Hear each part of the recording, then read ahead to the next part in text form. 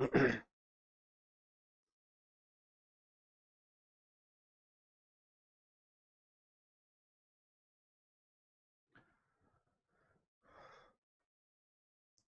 good morning everyone, my name is Lalit Soni and you are watching Drishti IAS. In this live session as well as usual, we will be discussing the Indian Express newspaper. We will be going through the weekend's newspaper as well. We will try to cover the articles which are important for us from the Saturday and Sunday as well. So let's start our discussion. We will be starting with the practice question which was given to you in the previous lecture, and then we will be moving to the other section of the discussion, that is facts of the day, then constitutional amendments. Okay. So we'll be discussing certain things which can be important for your prelims as well as mains from the factual point of view, and then we'll be talking about a small revision from the polities section, that is your constitutional amendments. Okay. Then moving further, we'll be seeing COP29 in overtime. Okay. So basically, you know that I told you that COP29 should be concluding on 22nd of November, but because of certain things that was, you can say, a little more extended. Okay, so that is not yet decided till when, but the thing is they have gone for the further discussions over there. So we'll be talking about that. Then moving further, behind the violence in Pakistan, recently there was some activities which has happened and people has lost their life in Khyber Pakhtunkhwa province of Pakistan. Okay, so we will be talking about the reason behind that. There is a historical reasons which are there. We will be talking about that. We will also see why there is this sectoral violence which is going on in Pakistan. Okay, why this is important for you, because from the maps point of view or otherwise there are some tribes which are living over there. So there are certain names which can be asked in the UPSC examination. So we will be talking about those names. Then satellite space junk pollution. So when we talk about the debris, satellite debris, etc., because of which there is high chances that we will be having pollution in the space, as well as that particular pollution can impact the stratosphere and the other part of the Earth's atmosphere as well. So we will be talking about that as well today. Okay. So these are certain point of discussion which are there for today's discussion, and then we'll be moving to the next part, that is for your own read. So we'll be seeing if there is an article for your own read or not, then your practice question in the end. Okay. If you look at the front page of the newspaper, you will find that there is nothing much important for us to discuss over here. This is related to your Maharashtra elections. So that is not important right now because we are not going into details of the political things. Okay. Then there was this incident which has happened, 3 shot dead in the Sambal clashes, team at mosque for second survey. So that is one of the killing which has happened. So still we will not go into this particular area as well. Adani power projects and the issue which has been created with respect to the Adanis, we have already discussed, and this power project is with respect to the Bangladesh and Bangla hiring, all that we have talked about that earlier. So and that is not much important for us right now, so we will not go into that as well. We will be talking about these topics today. Okay, so let's move further. Here is the practice question for you. Where is the headquarter of International Criminal Court ICC located? Okay, New York, USA, Geneva, Switzerland, The Hague, Netherlands, and Vienna, Austria. Okay, so option C would be a right answer, that is The Hague, Netherlands. Okay, now let's move further, and before moving further, I have this announcement for you that all the classes of Drishti IAS Mukherjee Nagar has been shifted to Noida now. So all these classes will be held in Noida sector 15. The address is C 171 by 2, block A, sector 15, Noida. Okay, and the nearest metro for you will be Noida sector 50. So obviously now not Mukherjee Nagar, but Noida will be the new UPSC hub. Okay, so that is about this. Other than that, classes are starting from 9th December in Hindi medium at 11:30 am and 12th December for English medium at 6 p.m. Okay, so let's move further, and before moving further, if you have not subscribed the channel, please subscribe it. Okay, now let's start with the discussion of the fact of the day. Now, India-CARICOM summit.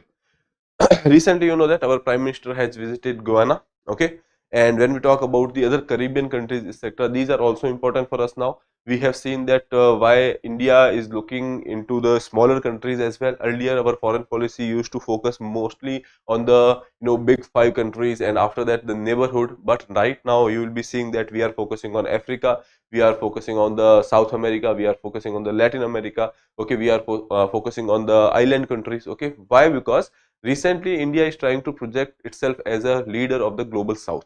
That is why it is important to give a specific attention to these countries. Okay, so there is a change in the foreign policy which is visible in this time if we are talking about Mr. Modi. Okay, So India-CARICOM summit, recently PM of India chaired second India-CARICOM summit in Georgetown, Guyana. As I told you, recently there was this visit which has happened alongside the PM's Granda, the current CARICOM chair. Okay, so when we are talking about the CARICOM, what is CARICOM? We will be talking about that. But right now, India has actually gone for the second time chairing the India CARICOM summit. The first India CARICOM summit was held in 2019 in New York. Okay, CARICOM is a group of 21 countries, 15 member states and 6 associate members, including both island states and the mainland territories like Suriname and Guyana. Okay, now moving further, CARICOM was founded in 1973 with signing of the Treaty of Chagoramas. Okay, so please remember that Chagoramas. Okay, so this treaty they can ask you in prelims. So that is why this fact is important over here. Now at that point of time there are 4 members. Okay, if you are, I'm sure you are able to see this Chagoramas. Okay, 4 founding members were there. Here you can say Barbados, Guyana, Jamaica, and Trinidad and Tobago. These are the founding members which were there. Okay, this is when we are talking about this Trinidad and Tobago, these are together. That is why one is your Barbados, second is Guyana, third is Jamaica, and fourth is this one. Okay. Now these were the 4 founding members. Other than that, there are members who has joined later, because right now we are saying that there are 21 countries, 15 members, and other associate members. Okay. If you look at this particular map, you will be finding that these yellow portion which are there, these are the members of this CARICOM. Okay. CARICOM is basically Caribbean Community. Caribbean CARICOM. Okay. So India CARICOM, that means that Caribbean countries plus India, they are having a summit over here. So these are the countries over here. You can see Belize, Jamaica, Haiti, the Bahamas. Other than that, there are some island countries which are there. Mainland countries if we are talking about, so Guyana and Suriname are the mainland countries from the you can say South American continent. Okay. So I hope that is clear and you will remember that. Now we can move further to the discussion of constitutional amendment. Now when we are talking about the 86th Amendment Act 2002. So this is the Amendment Act where you have come up with the right to education. Okay, this is the recent fundamental right which was added as an important article, that is Article 21A.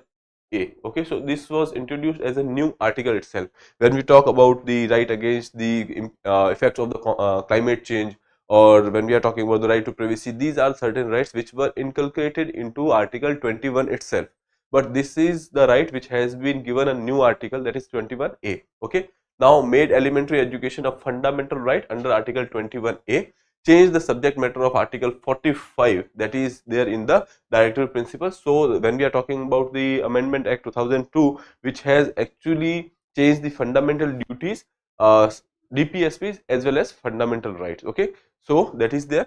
Added a new fundamental duty under Article 51A, wherein guardian has to provide the education up to, you can say, that particular age of 6 years. Okay, so that is there.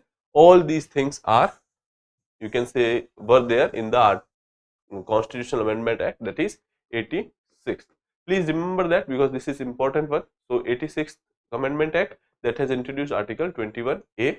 Okay, and that has also changed the fundamental rights as well as fundamental DPSPs and fundamental duties. Okay, now let's move further and start with the first article, that is COP29 in overtime as countries reject 250 billion offer. Now that offer was later increased to 300 billion. In the next article we will be seeing that but recently, since this particular article came on Saturday and the next article came on Sunday, so we will be talking about that. Okay, so on the final day of COP29 negotiation Friday, the developed countries revealed their offer on the climate financing.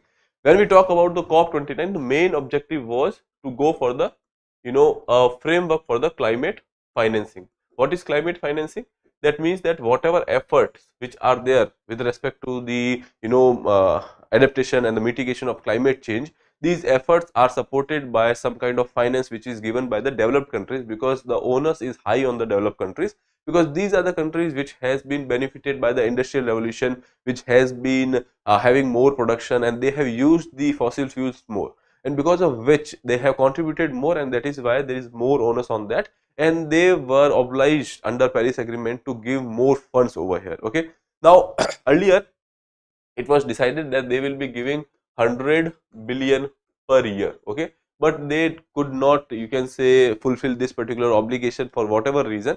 Okay, now they were supposed to get a new bid. They were supposed to give us a new bid, but we were hoping that that should be somewhere around in trillion, because the need of the hour is nearly 1.3 trillion US dollars. Okay, so that was the need of the hour, but what they have offered is 250, you can say, billion US dollars. So that was the offer initiated by the developed countries, and because of which various island countries, there are various other countries who are developing, they have actually you can say they were against this particular bid which has been offered by the developed countries. So that has happened in the last day of the COP29. Okay.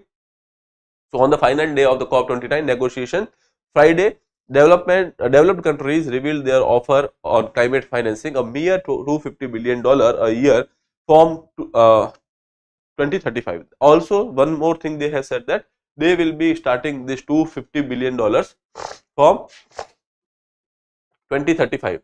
When we are talking about the last bid, that was 100 billion US dollar, that was also started 11 years later. Okay, so that was the thing here, angering the developing countries which have been asking for 1.3 trillion US dollar a day. As I told you, that is the you can say, when we are talking about the Paris climate's target, that is we have to keep the temperature change to 2%, 2 degrees Celsius. Okay, so considering that, you need to have that kind of financing, that is 1.3 trillion US dollar per year. Okay, and what they are offering is 250 US dollars. The proposal, part of a new draft agreement that came out on Friday, did acknowledge the 1.3 trillion dollar demand, but called all actors, meaning both developed and the developing countries, to work together to enable scaling up of the climate change. Now this time, what you can say, developed countries has said that it is the owners of the, you can say, mitigation and adaptation with respect to the climate, that is both on the developing and the developed countries.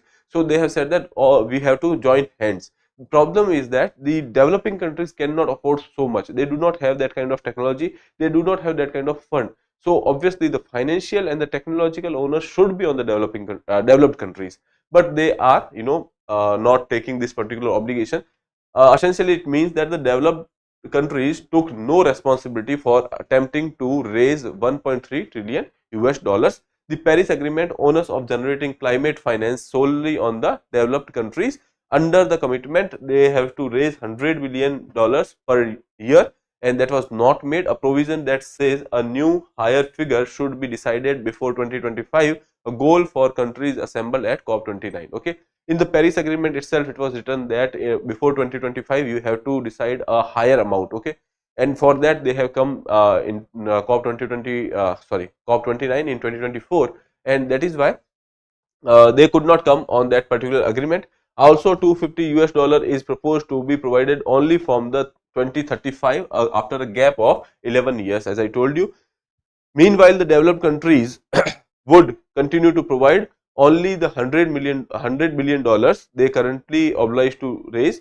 In 2009 too, when the developed countries had first proposed the $100 billion figure, they have proposed to mobilize only after 2020. Okay, so in with after the Kyoto Protocol, there were various COP which has happened, and they have decided into 2009 that they will be giving $100 billion US per year, and but they will be doing it from, you can say, 11 years or 10 years later, from 2019. Okay, and now that they are saying that we will be giving 250 billion US dollars, but that is also after 2035. So that has happened in the COP29, and because of which the discussions are still on. Okay, so then another article was there that they have said that this array at the COP29, as the developing countries walk out, reject the climate finance rough draft. Okay, so this rough draft is basically, you can say over here, that is NCQZ. Please remember this term, NCQZ, that is new cumulative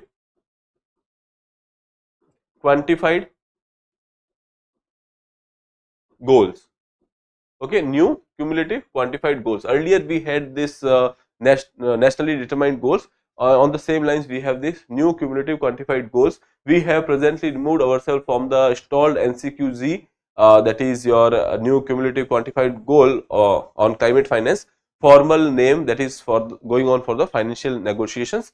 discussions which were not offering a progressive way. So basically here island nations and the, you can say, developing countries, they are trying to move away from this particular offer which has been given by the developed countries. After consultation through the Friday night and the Saturday morning, the offer was increased to 300 billion US dollars. The group of small islands and the least developed countries said this is no way reflect the needs, and decided to walk out of the meeting. So the least developed countries and the, you can say, island nation, they have walked out. Why island nations are so concerned about it? Because when we are talking about the climate change, it island countries or the island nations are the most affected. If sea level rises, the first one to get submerged are the island nations. Okay, so that is why they are more concerned about it. Small island developing states and the least developing countries are among the very worst impacted by this climate crisis that we did not cause, yet we found ourselves continuously insulted by the lack of inclusion. Our calls are being ignored. So basically they are saying that despite all their efforts, their calls are being ignored. Second thing is they are the worst affected. I told you why.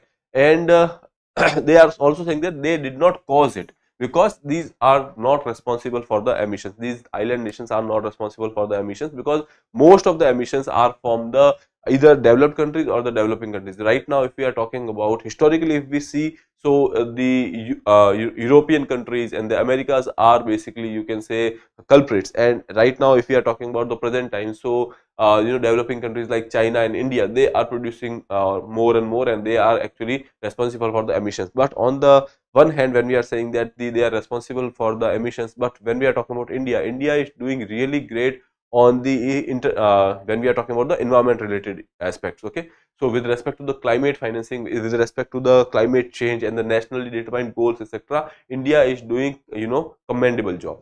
So that is why they have said that they did not cause it, but they are yet ignored. African group of countries also rejected the offer. COP29 is expected to deliver a finance agreement to generate higher amounts of climate finance to enable more ambitious climate action. As of now, developed countries are under obligation to raise 100 billion US dollars, which we have already talked about. All the developing countries insisted that they were not leaving the process, still wanted to engage with the developed nation to reach an agreement. So least developed and the island nations has walked out of this COP29 or this particular talks which are going on with respect to the climate financing. But the developing countries are saying that they will be they will be having this discussion with the developed countries to reach an agreement. Okay, so that is about your COP29, which we have talked about. One more thing here is that Argentina considered Paris Treaty pull out. What does that mean? Okay, we have seen that there is this one country, Argentina.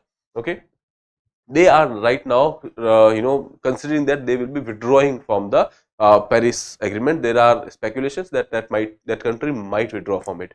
So what are the speculation, what are the impact which will be there? So let's see over here. Argentina's far right president Javier Milei is reportedly considering withdrawing his country from the Paris agreement, which aims to curb global greenhouse gases emissions. Okay, that is about the Paris agreement treaty, and they are trying to withdraw from it. Why? Because when we are talking about the right now or the current government or the current president of Argentina, they are, you can say, non-believer in the climate change. They said that yes, climate change is there, but that is a natural process and that is not happening because of the anthropogenic factors. Okay, and that is why they are not a firm believer to give much and put much efforts for that. Okay, so the Trump announced the US withdrawal from the treaty soon after he entered the office in 2017. Joe Biden took USA back into the you can say this particular treaty in 2021.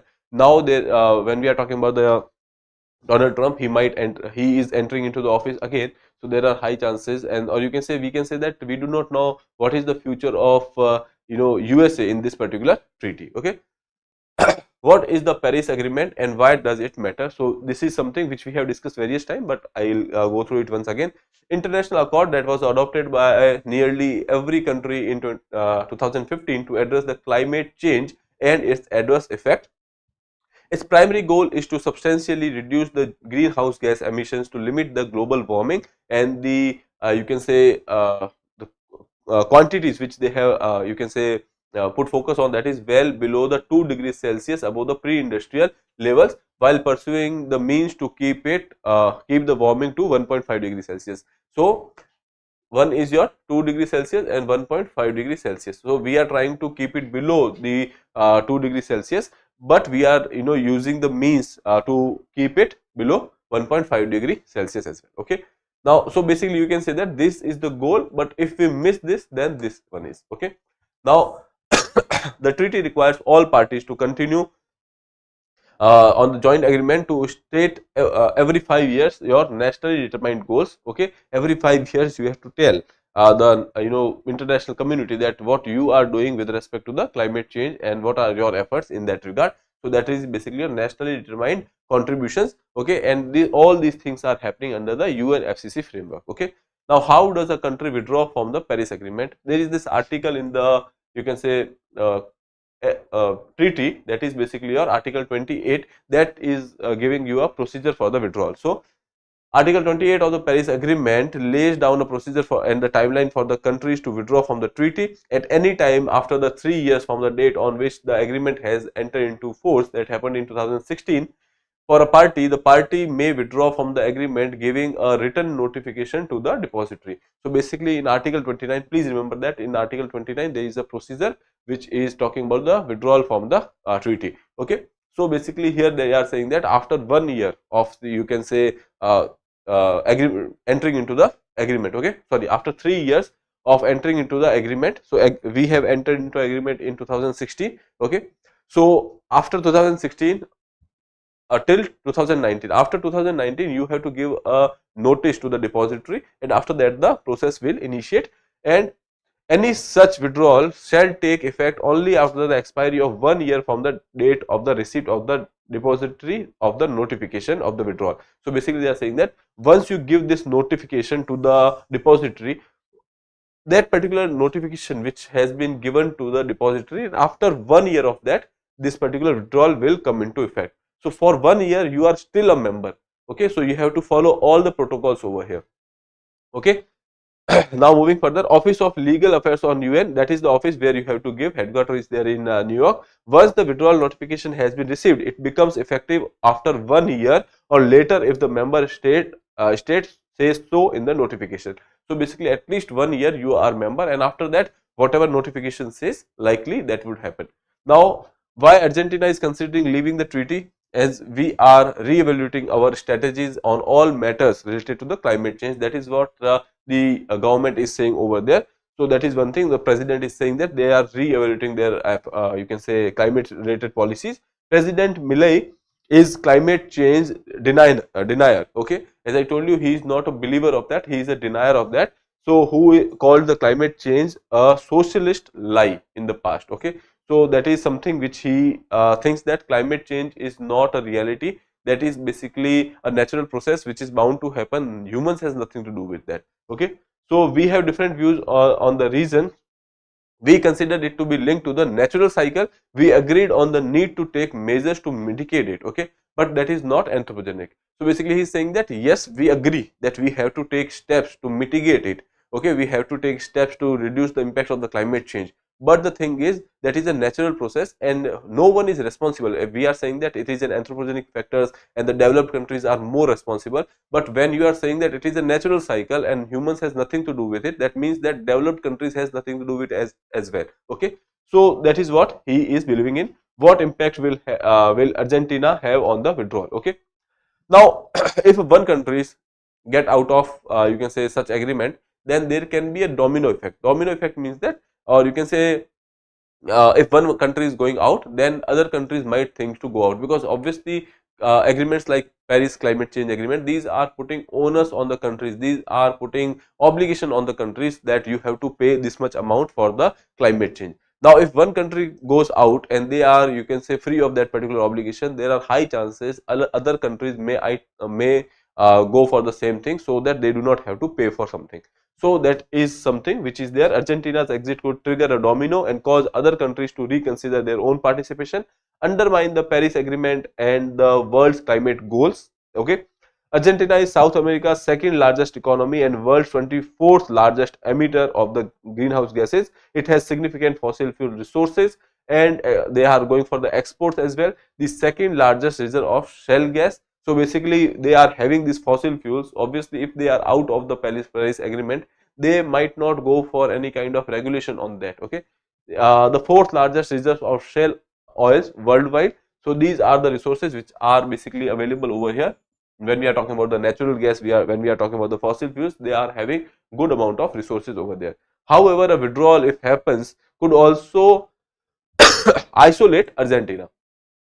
Now that a particular country goes out of the Paris Agreement, and if the you can say UNFCCC decides that since this country has walked out of this agreement, so there are high chances that they can go for the isolation. Okay, there might be some kind of sanctions which can be put over here, that can also happen. Argentina will become even least attractive as a trading partner for anyone who takes climate protection seriously. Like when we are talking about the you can say European Union. Okay, European Union takes climate change seriously. They do not, let the products from the countries who are emitting large amount of GHGs. Say they do not want to buy products from that. Okay, so if Argentina goes out of or walks out of the, you can say, Paris Climate Agreement, so that can be one of the thing that can isolate them on the economic part as well. So that can be a least attractive trading partners. Okay.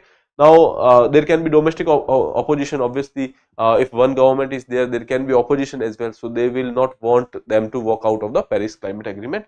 Approval from the Argentina's parliament, that is also required. So there are high chances that approval might not, they might not get. All these things are there with respect to the Argentina, considering that they want to get out of the Paris Treaty. So this is about the COP and the Paris Climate Agreement or the related factors. Now we will be coming to the next part, that why Pakistan is facing these violences, why Pakistan is facing this sectorial violence which is going on in Pakistan's Khyber Pakhtunkhwa province. Okay, now the main issue over here is Shia versus Sunni. Okay, why Shia versus Sunni clashes continue in the Pakistan's Khurram. Okay, Khurram is a place that is there in the you can say Khyber Pakhtunkhwa province. There is a district that is Khurram.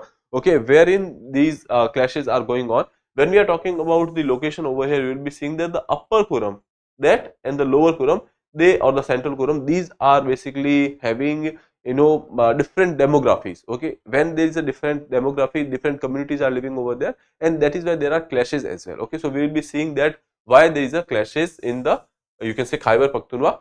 Now here you can say sectarian violence is sweeping through the picturesque Khurram district in Pakistan's northwestern Khyber Pakhtunkhwa province after more than 45 Shia travelers were massacred by militants, and after that also there are 64 people in the last 3 days clashes which has been killed over there. Okay, between Shia and Sunni tribal groups since that. Okay, sectarian killings are common in Pakistan, and Khurram has a history of violence rooted in the pervasive governance failures.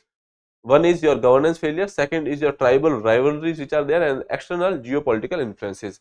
Now first is your governance failure. Whenever there is ethnic violence, or whenever there is communities which are going for the violence, whenever there is a presence of militants, that is one thing is clear, that there is a failure of governance. Okay, second thing is tribal rivalries. There are various tribal you can say people which are living in this area, and they are having this ethnic you can say diversities which are there, and their interests are not aligning, and that is why they are competing with each other and leading to the violence. Okay, and third is the geopolitical influence.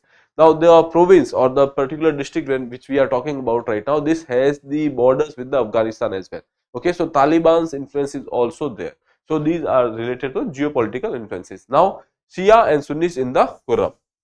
Now here it is written that Khurram is adjacent to the Afghan province of Logar, Paktia, Khost and Nangarhar. Okay, so when we are talking about these areas which are there in the south, and then in the east we have the Kabul. Okay, now multiple border crossings are there. We have this Duran line. Please remember that this Duran line is between Pakistan and Afghanistan. Like we have McMahon line, like okay, so like that, that is there is Durand line which is there between Pakistan and Afghanistan, so that you can remember. Now there is this Parivar Kotal pass through which the shortest route to Afghanistan capital passes through. Okay, Parivar Kotal pass. Okay, when we are talking about the passes, these are the areas which are going through the mountains, or if you can say there is a particular gap which is there in the mountains. Okay, through which these travelers can pass. Okay, more than 99% of the Khurram 7.8 lakh populations are Pashtuns belonging to the Turi, Bangash, Jamos, Mangal, Mukbal, Masuzai and Parachamkani. These are basically your tribals which are living over here. You can go through these names. Okay, mostly they are Pashtuns and they are tribals which are different communities are there. Turi, Bangas, Jamus, Mangal, Mukbal, all these things are there. Okay, if we consider Turi and some Bangas, these are basically your Shia Muslims. Other than that are your Sunni Muslims. Okay, in this particular picture you can see this particular area is prominent by Shias or occupied by Shias, and the rest, the central and the southern part, that is by Sunnis. Then that is the problem with this particular country, and that is this particular district, and that is why there are clashes which are going on. Okay, Shia makes up around 45% of the district's population and thrice of the Pakistan's total Shia population, that is nearly around 10 to 15%. Okay, the majority of Shia lives in the upper Kurram Tehsil. As I told you, this is upper Kurram. Okay, and the Sunnis dominate the lower and the central Kurram, that is over here. Okay, upper Kurram have the better literacy and the economic development indicators. Now, this particular area is you can say kind of developed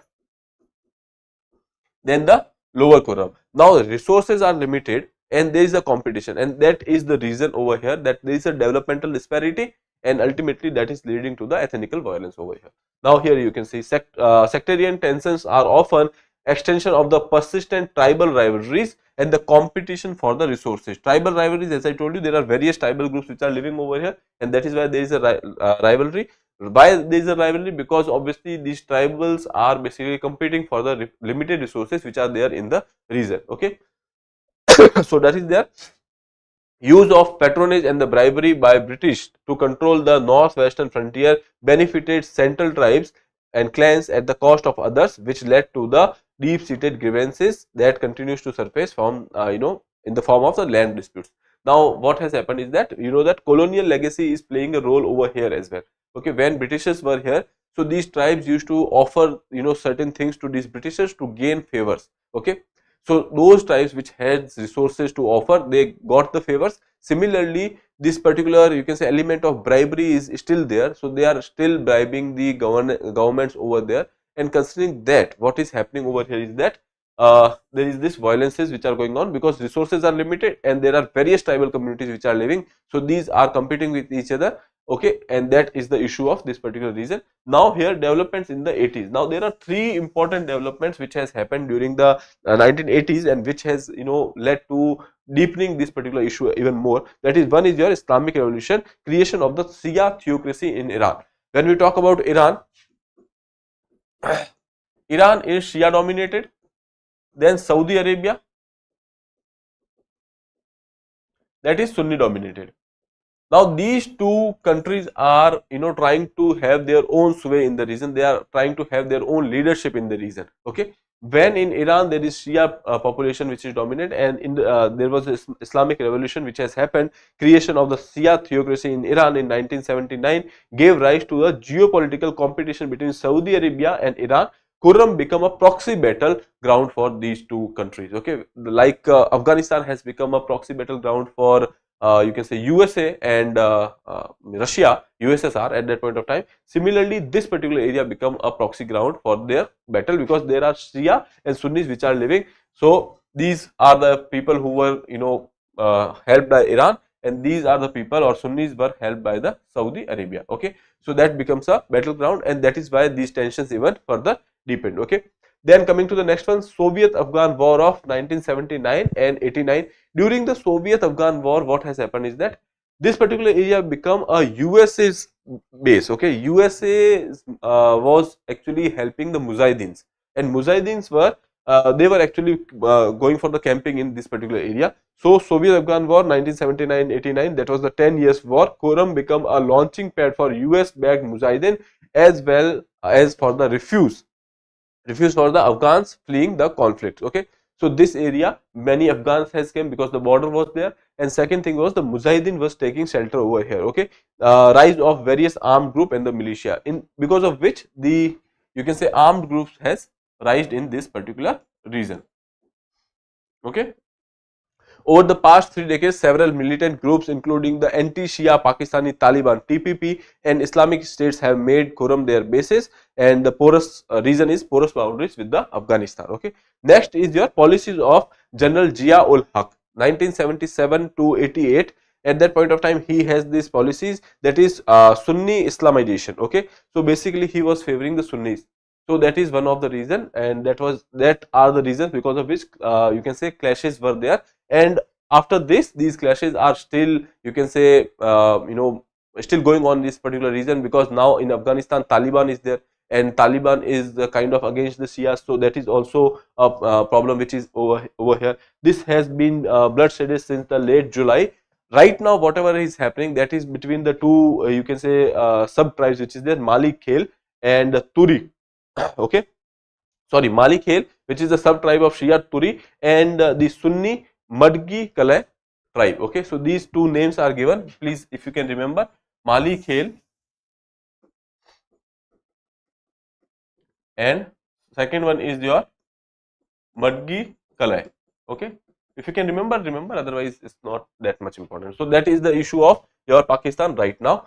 Moving further, here you can see in this particular map, this is the area of Pakistan. Okay, this is India, this is Pakistan, and the northwestern portion, that is Khyber Pakhtunkhwa. Okay, and we are right now talking about this particular region. Okay, this is Afghanistan. As I told you that we are having boundaries, this particular Khyber Pakhtunkhwa is having the boundaries with the you can say Afghanistan. Now moving further, why satellite space junk may be bad for the environment. Okay, so there are certain facts which are given over here, so let's go through that. Here you can see over 10,000 active satellites are in orbit today, and we are saying that that might increase to 1 lakh by 2030. Okay, so right now 10,000 active satellites are there, and 1 lakh will be there in 2030. So obviously after a particular period of time, satellites goes, or they can say their time periods are getting over, then they become space debris. Okay, second is many satellites upon the end of their life cycles burned up in the Earth's atmosphere, releasing pollutants. There are many satellites, since let's say low Earth satellites are there. Okay, or you can say various geosynchronous and these satellites which are there. So basically they will come into the Earth atmosphere and they will burn because of the friction. Okay, now when you know that when something burns, that there are various emissions which are there. Okay, and because of the kind of build they have, there will be you can say emissions which are ultimately harming the atmosphere of the Earth. The increase in the satellite number is raising the concern about the atmospheric pollution and the environmental impacts. Okay, so that is there. Now we will be seeing that what is satellite pollution, what kind of numbers which are there. Okay, so there was this research done by the Daniel Murphy, shows that 10% of the aerosol particle in the stratosphere contains metals like aluminium from the satellite routines. Okay, so that is one thing. Second is there, emission of the aluminium and the nitrogen oxides rose from 3.3 billion grams in 2020 to 5.6 billion grams in 2022. So emission is increasing. Second is the rocket launches also emit harmful pollutants like black carbon, nitrogen oxide, carbon monoxide, and aluminium aluminium oxides. When we are talking about the rocket launch which are happening on the Earth's surface, these rocket launch are also, there is fuel which is burning, so obviously there will be emissions. Then moving further, although distant from the daily human life, these pollutants could disrupt the Earth's specific environmental balance, because obviously if there is emission, if these particles are reaching to the Earth's surface, they will definitely impact the Earth's atmosphere. Even minor change in the atmospheric chemistry could trigger significant chaos in the planet. Okay, so that is the issue of the pollutants because of the satellites. Now what is the impact of the pollution? The pollutants harm the ozone layer, which protects the Earth from the absorbing by absorbing the UV rays from the sun. Okay, so that is one factor, that it will harm the ozone layer. Second is aluminium oxide in particular catalyze the ozone depletion. Okay, one, that they are harming the ozone layer. How they are harming the ozone layer? Because of the aluminium oxide. Aluminium oxide is there, that means that will react with O3. Okay, and then they will break break this ozone, and when this ozone is broken into different chemicals, that means that ozone is depleting, then you are talking about the ozone hole. Okay, because ozone is depleting. Then moving further, this threatens the achievements of the Montreal Protocol 1987, which successfully controlled the CFC emissions. When we are talking about the chlorofluorocarbon emissions, Montreal Protocol is considered as one of the successful treaty on the, you can say, environment. Okay, so that was with respect to the reduction of the CFC emissions. Okay, so that is there. Shoot from the rocket engines absorb solar energy, warming the atmosphere. Then coming to the next one, metals from the spacecraft like copper alloy act as a catalyst for the chemical reactions forming particles that harms the atmospheric chemistry, because these chemicals are there in the atmosphere, so they can harm the atmospheric chemistry. And as I told you that even a small change in the atmospheric chemistry will have high impact on the atmosphere. Okay, so that is about your satellite related pollution. So these are certain facts which you can use in your answer writing, that you can mention the Montreal Protocol, you can mention the ozone, you can also mention that how many satellites are there, how many it will become, and how it will impact the environment. Okay, so that is about your pollution. Now moving to the next one, that is Iran to hold nuclear talk with the European powers in Geneva. You know that the whole issue of Iran is right now the nuclear power and the enrichment. Earlier, you know that USA has put sanctions on Iran. Why? Because USA thought that Iran has actually breached the enrichment limit which is there. Okay, Iran was allowed with the nuclear substance for the civilian use. Okay, and then Iran has gone for the enrichment. When we talk about the enrichment, that means that whatever radioactive substance is there, let's say uranium, now at the, you can say 2 to 3 percent of enrichment that is there, then you can say 50 to 60% enrichment is there, and then 90% enrichment is there. Okay, for the, you can say most of the things which we are doing for the electricity generation etc., that is the grade which we are going for, 5 to 7% of the enrichment. When we are talking about the weapon grade enrichment, that is more than 90%. Okay, so there are speculations that Iran has gone for the you can say 90% enrichment, and they are creating a nuclear weapon, because of which USA has put sanctions on the Iran. Right now Iran is saying that they will be talking with the, you can say, European Union. So Iran will hold talks about its disputed nuclear program with European Unions, 3 European powers basically, sorry, European powers, not European Union, European power. UN atomic watchdog passes a resolution against Tehran. Okay, when we are talking about the UN atomic watchdog, that is your atomic energy authorities, they are not able to, International Atomic Energy Authority, I guess something like that is there.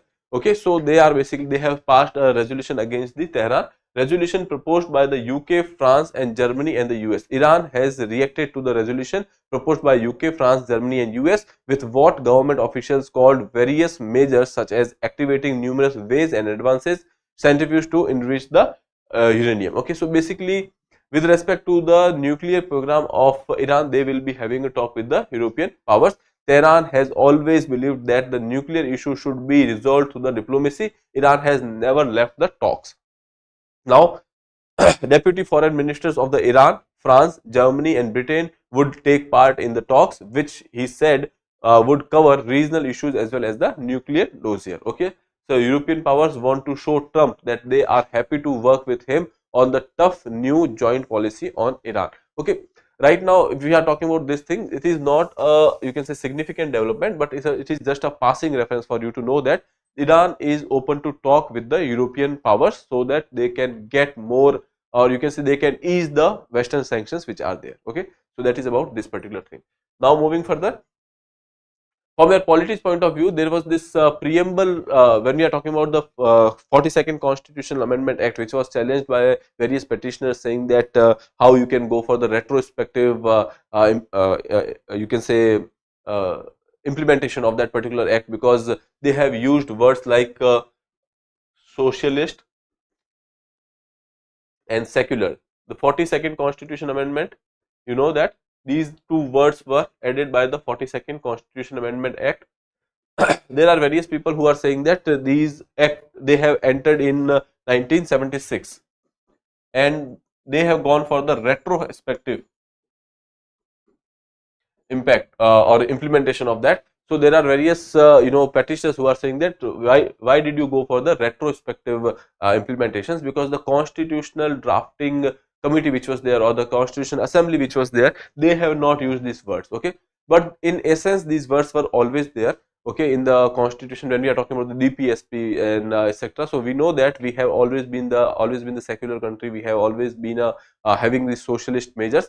So court here has said that our socialism is different from the socialism which is used in the Western world or any other world. Okay, our socialism is essentially a welfare state. Okay, and that has been there in the constitution, and they will be pronouncing the judgment later. So we'll be waiting for the judgment.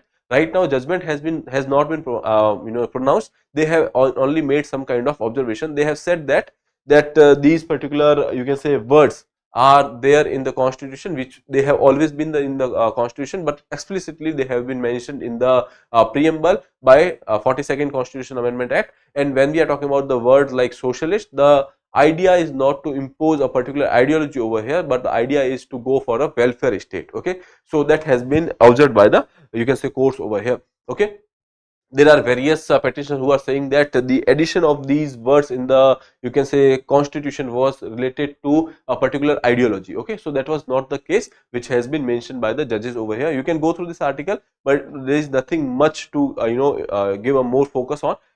You can go through these paragraphs which I have highlighted over here. Okay, other than that, when the judgment comes, okay, I think 2 or 3 days there will be a judgment, and we will be talking about that particular judgment. Okay, now moving further, Chhattisgarh's new tiger reserve, Guru Ghasidas Tamor Pingla. This will be the 56th tiger reserve in Chhattisgarh. Okay, so please remember that. Just to tell you that I have taken this particular slide. Guru Ghasidas Tamor Pingla tiger reserve. That will be the 56th tiger reserve in our country. Guru Ghasidas Tamor Pingla is the 4th tiger reserve in Chhattisgarh.